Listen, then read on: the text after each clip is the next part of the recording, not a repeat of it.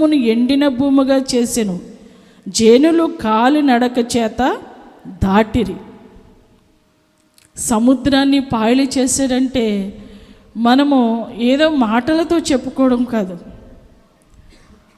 ఆ కార్యము ఎంత భయంకరమైన కార్యమో, ఎంత భీకరమైనటువంటి కార్యమో.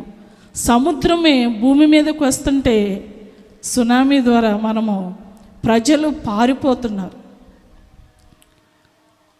మనము ఆ పరిస్థితిని తప్పించుకోవడానికి పరుగులెత్తాం.